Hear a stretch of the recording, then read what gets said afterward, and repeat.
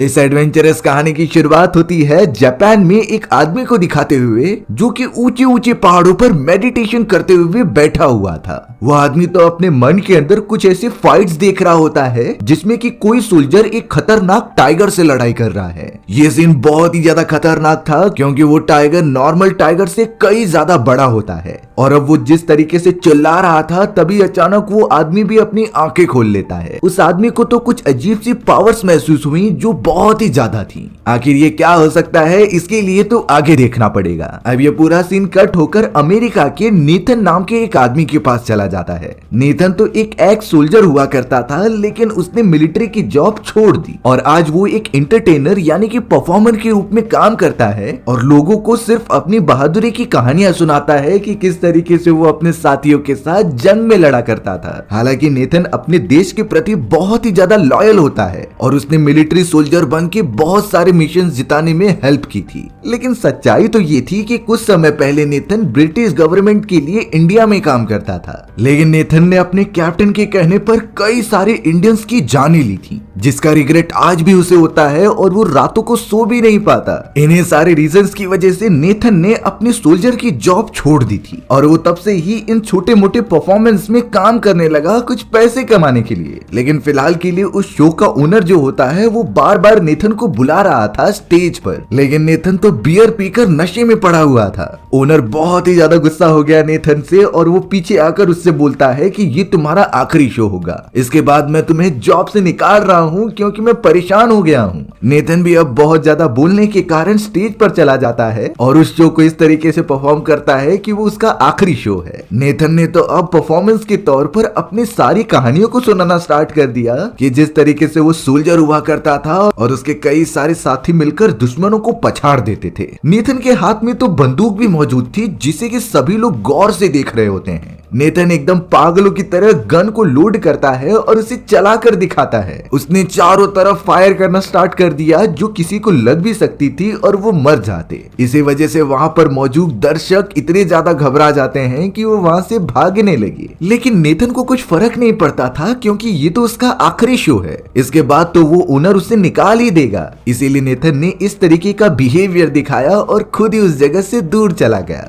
अब नेथन जब उस जगह से बाहर निकलता है तब उसकी मुलाकात एक बूढ़े आदमी से हुई। वो बूढ़ा आदमी तो ताली बजाते हुए नेथन का इंतजार कर रहा था। नेथन को समझता ही नहीं कि आखिर उसने इस बूढ़े आदमी को कहां पर देखा है क्योंकि इसका चेहरा जाना पहचाना लग रहा था। फिलहाल के लिए वो बूढ़ा आदमी नेथन के पास आकर उससे कहता है कि तुम्हारे लिए मेरे पास एक जॉब है जिसे करने पर तुम्हें काफी सारे पैसे भी मिलेंगे। अब नेथन को यहाँ जरूरत थी इसीलिए वो साथ में चला गया उस बूढ़े आदमी के, जो कि उसे लेकर एक बहुत ही बड़े कैफे में आ जाता है। उस कैफे के अंदर कई सारे मिलिट्री ऑफिसर्स बैठे हुए थे और जापानीज कर्नल भी होते हैं। नेथन वहां पर तो अमेरिकन कर्नल को देखकर चौंक गया क्योंकि ये कुछ समय पहले उसी के साथ सोल्जर का काम किया करता था, लेकिन अब उसकी पोजीशन ऊपर हो चुकी है और वो अमेरिकन कर्नल बन गया है। यहाँ पर अब नेथन को बिठाकर जॉब के बारे में बताया जाता है कि आखिर उसे करना क्या होगा। दरअसल यहाँ पर जापानीज कर्नल चाहते थे कि उनके सैनिकों को ट्रेनिंग देने का काम नेथन खुद करे, क्योंकि उन्हें नेथन के बारे में बहुत पहले से पता था कि वो कितना बहादुर और उसके पास फाइटिंग की कितनी अच्छी टेक्निक्स हैं। इसीलिए जापानीज कर्नल उसे ऑफर देते हैं कई सारे डॉलर्स का, ताकि इसके बदले वो उसके सैनिकों को काफी अच्छी ट्रेनिंग दे सके। हालांकि शुरुआत में नेथन तैयार नहीं हो रहा था, लेकिन डॉलर्स का अमाउंट बढ़ाने के बाद वो रेडी हो जाता है जापानीज सोल्जर्स को ट्रेनिंग देने के लिए। अब नेथन यहाँ पर सीधा ट्रैवल करते हुए जापान के एक सी पोर्ट पर पहुंच जाता है। वहाँ के बंदरगाह पर उतरने के बाद उसे एक आदमी मिला था जो कि उसे लेकर जापान के प्रेसिडेंट के पास जाएगा। वो मोटा आदमी तो नेथन को ये सारी बातें बताने लगा कि जापान की गवर्नमेंट अब बहुत ही ज्यादा एग्रेसिव हो गई है। वो चाहती है कि उनका देश बाकी दुश्मन देशों से कई आगे निकल जाए, सिर्फ टेक्नोलॉजी और विस्तार के मामले में नहीं बल्कि सैनिकी बल के मामले में भी। इसीलिए जापान की गवर्नमेंट ने देश भर से सोल्जर्स को बुलाया है जो काफी ज्यादा बहादुर हैं और वही उनके सैनिकों को ट्रेनिंग देंगे। और उसी तरीके से नेथन भी उनमें से एक सोल्जर है जो शायद सैनिकों को ट्रेनिंग देगा। नेथन अब जल्द से जल्द जापान के प्रेसिडेंट से मिलता है और वो नेथन का स्वागत भी करते हैं। नेथन को जल्द से जल्द उसका जॉब असाइन कर दिया गया था और वो सीधा पहुंच जाता है जापानीज सोल्जर्स के पास जिन्हें की उसे ट्रेन करना था और काफी अच्छी फाइटिंग स्किल सिखानी थी। नेथन तो पहले दिन से ही बहुत अच्छी तरीके से अपना काम करना स्टार्ट कर कर देता है। नेथन तो यहाँ आप सारे सोल्जर्स को बहुत ही अच्छी ट्रेनिंग देता रहता है। साथ ही साथ नेथन ने काट्सुमोटो नाम के एक सामुराई के बारे में सुना था जो कि अपना ही एक ग्रुप चलाते हैं। उन सभी लोगों में सामुराइज मौजूद थे जो अपनी फाइटिंग स्किल्स और बहुत ही ज्यादा एडवांस वेपन ना यूज करने की टेक्निक के लिए जाने जाते थे, यानी कि उनके पास सिर्फ बो एंड एरो रहता था और उससे ही वो अपने दुश्मनों को खदेड़ते थे। यहाँ अपने फार्म हाउस में वापस आने के बाद नेथन सामुराई के बारे में कुछ जानने की कोशिश करता है। वो तो अपने ट्रांसलेटर से कह रहा था कि मुझे जापानीज की सारी भाषाएं अमेरिकन लैंग्वेज में कन्वर्ट करके दो। हालांकि वो ट्रांसलेटर थोड़ा सा नाटक कर रहा था, इसीलिए नेथन ने उसे चाकू की नोक पर रखकर ये सारा काम कराया। नेथन ने तो यहाँ पर कई सारी चीजें सामुराई के बारे में पता की थी कि वो किस तरीके से झुंड में रहकर अटैक करते थे। अब इन्हीं सारी चीजों को देखते हुए नेथन को अपने पुराने दिन याद आने लग गए। ये वो समय था जब नेथन और उसके पूरे साथी मिलकर अपने ब्रिटिश कैप्टन के कहने पर इंडियंस की जान ले रहे थे।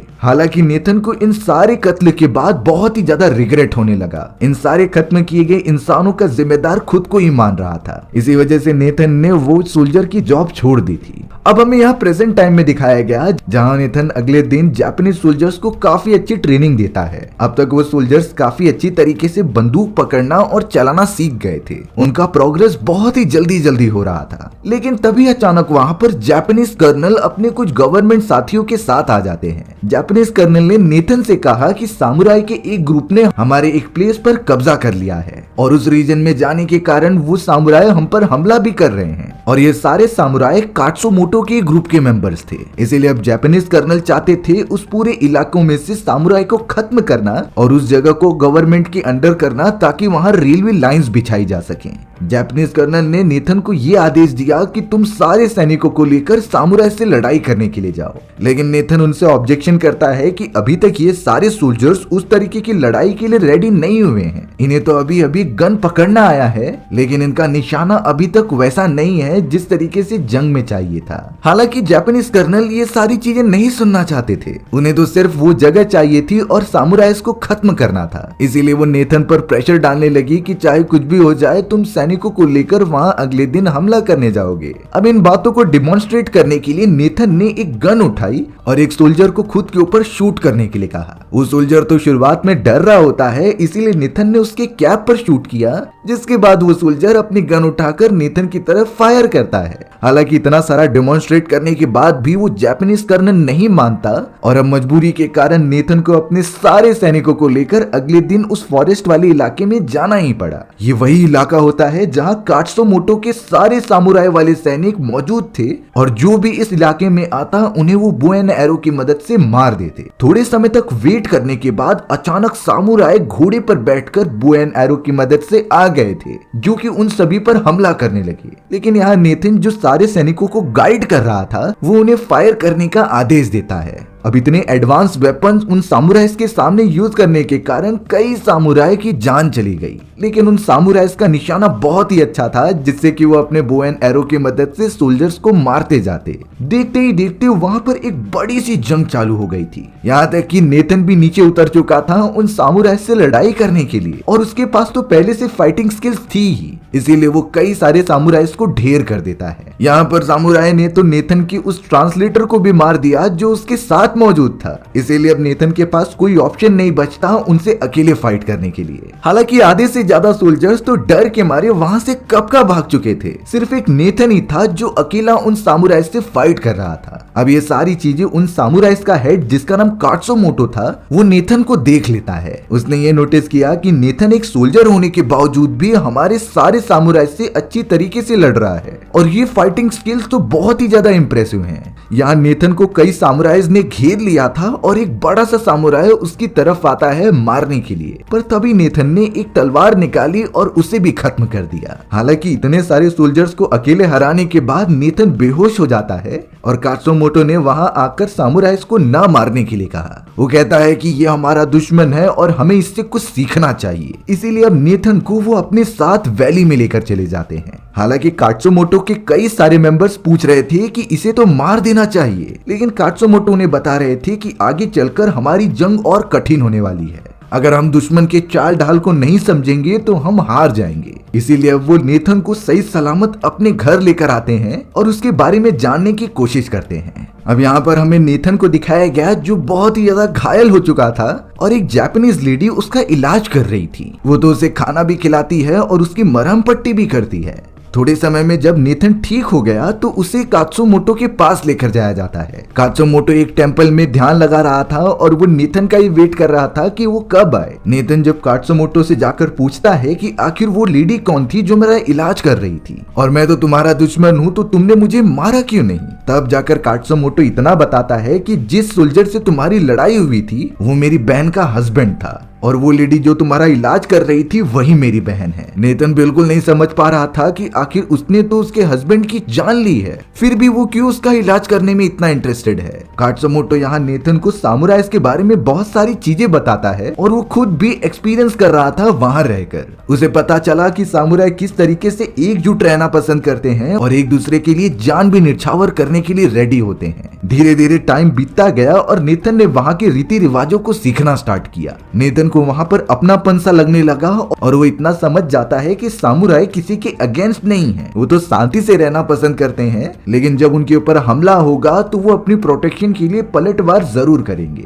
यही सारी चीजें नेथन एक्सपीरियंस कर रहा था और वो खुद भी उन सारी चीजों में पार्टिसिपेट करता है। कात्सुमोटो नेथन से कहते हैं कि वो सिर्फ इतना पता करना चाहते हैं कि हमारे दुश्मनों की फाइटिंग टेक्निक्स क्या हैं, क्योंकि उनके ऊपर हमला होगा तो वो किस तरीके से अपने आप को रेडी कर पाएंगे ये इम्पोर्टेंट था। नेथन ने तो यहाँ पर उनके साथ खाना भी खाया और कई सारे बच्चों के साथ तलवारबाजी भी की। धीरे धीरे नेथन की बॉडी वहाँ के रीजनल लोगों से हो जाती है और वो तो उनके साथ सामुराई का फेस्टिवल भी एंजॉय कर रहा था। लेकिन यहाँ पर फेस्टिवल एंजॉय करते टाइम कई सारे असैसिन वहाँ आ जाते हैं उनके ऊपर हमला करने के लिए। चारों तरफ भगदड़ मच गई थी, इसीलिए सभी सामुराई उन असैसिन्स को मारने में लग गए। यहाँ तक कि नेथन भी अपनी तलवारबाजी का प्रदर्शन करता है और उन असैसिन को लोगों को चोट पहुंचाने से रोकता है, लेकिन उनकी संख्या इतनी ज्यादा थी कि कई सारे असैसिन एक साथ ही नेथन के ऊपर चढ़ गए और वहां पर मौजूद बच्चे और लेडीज के ऊपर हमला करने लगे। तभी अचानक एक छोटा सा बच्चा जो कि नेथन के साथ पहले ट्रेनिंग किया करता था, वो अपने फादर की स्वॉर्ड लेकर उस असैसिन से फाइट करता है। नेथन को इससे थोड़ी सी हेल्प मिली, इसीलिए वो अब जल्द से जल्द उन असैसिन से अलग हुआ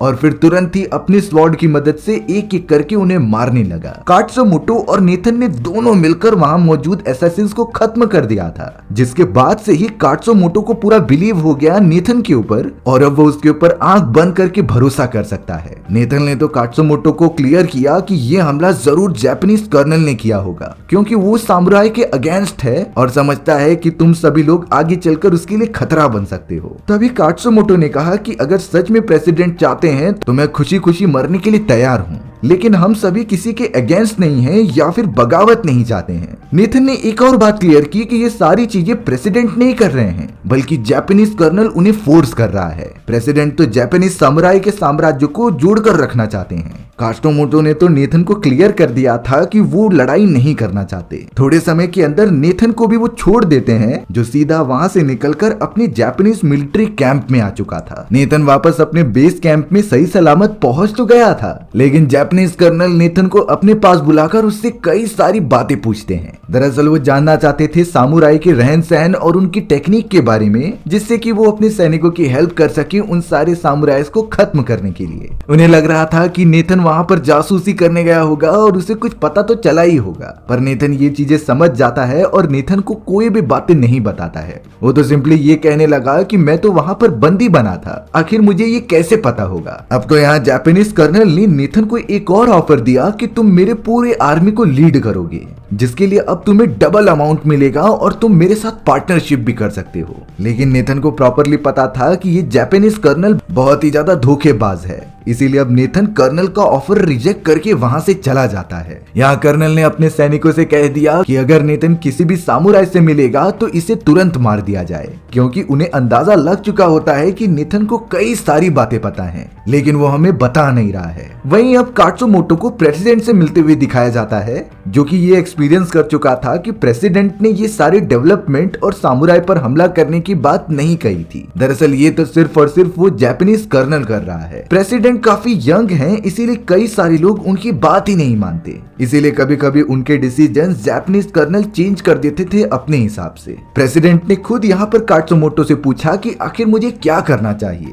कात्सुमोटो ने ये रिक्वेस्ट की कि हम सारे सामुराइज को ओपनली और फ्रीडम दे के इस जगह पर रहने की परमिशन दी जाए। प्रेसिडेंट इस बात के लिए मान जाते हैं। यहाँ अब जापानीज ऑफिशियल्स की एक बैठक हुई थी जहाँ पर कात्सुमोटो को भी बुलाया गया था। जापानीज कर्नल को बहुत गुस्सा आ रहा होता है कि प्रेसिडेंट ने सामुराइज को आजाद कर दिया है, और जब कात्सुमोटो उनकी बैठक में आ ही रहा था तो जापानीज कर्नल ने कहा कि तुम सभी को ये तलवार दूर रखनी होगी क्योंकि इससे हमें खतरा हो सकता है। कात्सुमोटो ने सिंपली कहा कि ये तलवार हम सामुराइज की शान है और हम इसे खुद के प्रोटेक्शन के लिए यूज करते हैं। जापानीज कर्नल तो फोर्स करने लगा जिसमें प्रेसिडेंट भी कुछ बोल नहीं पा रहे थे। बात ना मानने के कारण कर्नल ने अब अपने सैनिकों से बोलकर कात्सुमोटो को बंदी बना लिया। कात्सुमोटो को तो एक दूसरे कमरे में लेके जाकर इनके सामने एक तलवार रख दी जाती है और कहा जाता है कि तुम इससे ही अपनी जान ले लो, जो कि तुम्हारी एक सजा है। हमें तो अब नेथन को भी दिखाया गया जो कि वहां से जाने की तैयारी कर रहा था क्योंकि उसका कॉन्ट्रैक्ट अब खत्म हो चुका होता है,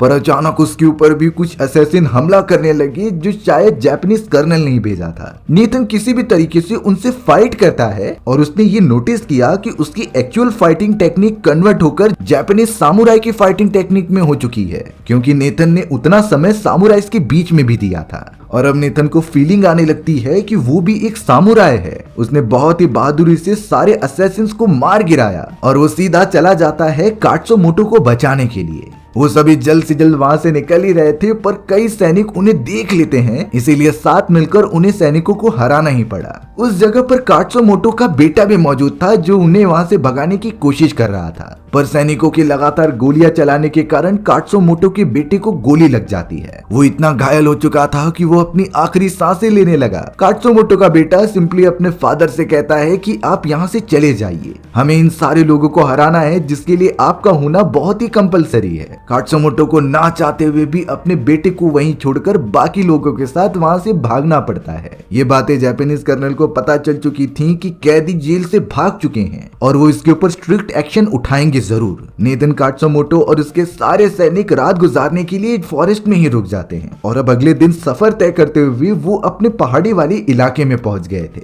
उन दोनों को पूरी तरीके से अंदाजा था कि अब जापानीज कर्नल अपनी बहुत ही बड़ी सेना लेकर यहाँ हमला करने जरूर आएगा और ये जंग बहुत ही बड़ी होने वाली है। हालांकि यहाँ पर सारे सामुराई काफी डर रहे थे। तभी कात्सुमोटो ने नेथन को एक कहानी सुनाई कि कई साल पहले हमारे 300 सामुराइज ने मिलकर कई हजार सैनिकों से फाइट की थी और अपने टेक्निक की मदद से वो जंग जीत भी ली होती है। नेथन कहने लगा कि हमें भी उसी तरीके से अपनी टेक्निक अप्लाई करनी होगी और इन सारे जापानीज सैनिकों से जीतना होगा। नेथन और कात्सुमोटो ने यहाँ पर कई सारे प्लान्स बनाए जो कि वो अपने सैनिकों के साथ अप्लाई करेंगे। अब हमें वही लेडी दिखाई जाती है जिसके हस्बैंड को नेथन ने गलती से मार दिया था। वो लेडी नेथन को अपने हस्बैंड का एक गॉन्गलेट देती है जिसे कि वो जंग में पहनने के लिए कह रही थी ताकि उसे बहुत अच्छा लगे। नेथन भी अब उस गॉन्गलेट को पहन लेता है और निकल पड़ता है अपने सैनिकों के साथ एक बहुत ही बड़ी जंग को अंजाम देने के लिए। दूसरी तरफ जापानीज सैनिक मौजूद थे जिनकी संख्या हजारों में थी और वहीं दूसरी तरफ कुछ ही संख्या में सामुराई होते हैं जो इतने सारे सैनिकों से एक बार में लड़ेंगे। ये तो पूरी तरीके से इम्पॉसिबल दिख रहा था, पर उनके पास कोई ऑप्शन नहीं होता। जापानीज कर्नल तो ये देखकर चौंक गए थे कि उनका साथी नेथन उन सामुराइज के साथ मिलकर हमसे अगेंस्ट में लड़ रहा है। नेथन ने तो कहा कि हम डायरेक्ट जंग में मिलेंगे जहां पर मैं सभी को खत्म कर दूंगा। अब देखते ही देखते वो जंग शुरू हो चुकी थी।